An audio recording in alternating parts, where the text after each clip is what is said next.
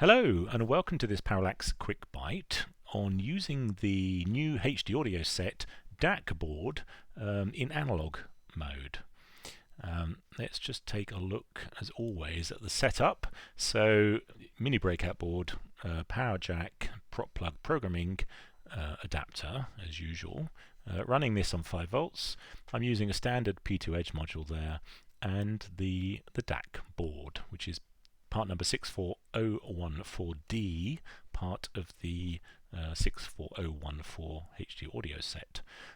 I've got some headphones plugged in. Well, actually I don't. I have a cable plugging the DAC output into the computer so you can hear it, but you might also choose to use headphones.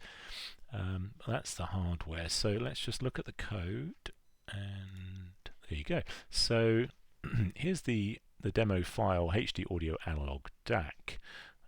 It's ever so simple. Set your DAC base pin. In the video there I've got mine set to pin 16, so that's good to go. We'll call in the driver object and we'll just call it DAC, and we'll give it that tag name. And then in the main we're just going to do two things. We're going to play some sounds. We'll wait a second and we'll play a tune. These are just two functions that I've just provided in the demo here. Playing sounds, it starts the DAC with the bass pin.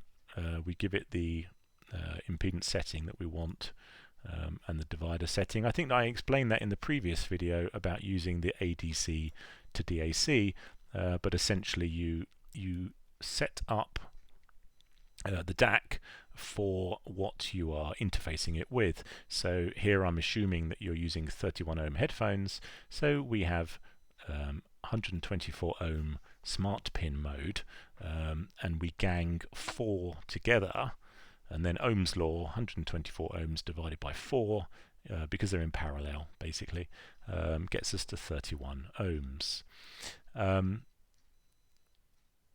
Change the volume, that's optional of course, I think, because in this demo driver I think I've set it to something useful as a default. But anyway, set your volume and then play some frequencies. So this is really the nuts and bolts of it. With this analog mode output, unlike the previous driver we were outputting digital samples, here we are outputting analog frequencies. So we've got 22.5 Hertz here and 0 on the right channel, and then we switch over and have nothing on the left, but then 32 Hertz or 32.5 Hertz on the right, and then wait for a second listening to that delightful noise, and then we play the same, and then we play out of both stereo channels left and right at the same time, and wait another second, and then we stop all that nonsense, turn it all off, and we're done. And then the tune is very similar. It just goes through, I just stored a long list of notes here, and we just go through and play them. Yeah, so output frequency, because we're outputting a frequency, we're going to use float. We're going to use decimal point digits. If you're not, if in your code you're not working from floats, then you could do something like this to convert your number into a float, and you might, even have a variable there that you are converting into a float. But in this demo, I'm just hard coding a float value, so we don't need a conversion. And really, that's it. Let's have a look at the driver. Here it is. Yeah, so start X. If you just call start with just the bass pin, which I didn't do, but if you had, then it would assume that you are having 31 ohm headphones connected. Again, this describes all the different options and all the different impedance settings you could choose. If you start with start X, the advanced or the extra start function, you get the chance to add your own custom impedance and impedance divider options as explained in that list.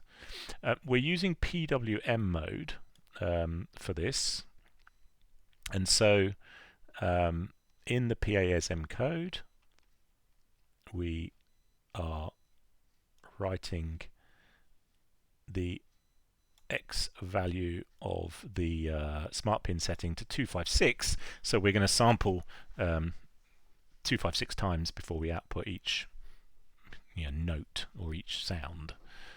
So that's an important setting of the smart pin. It's all done for you, but yeah, that's different to the previous demo where that was set to 1 for digital output random mode.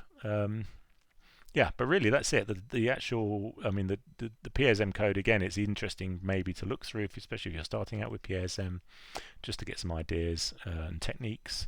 We store some local parameters, we set up some handy aliases for pin numbers, and it's all described there what it's doing, and we set up some alias names for the left and the right pins. We configure the DAC, we create an event to trigger to form our time base for the loop, if you like, and then we just run the loop and we just read the frequencies in, we process them and output them straight to the pin group, and then do the same again for the right hand, and then wait and loop. And let's just go back to that first page. If you have any questions about that, of course, just feel free to ask. So I'm just going to load that code into the P2, but we probably want to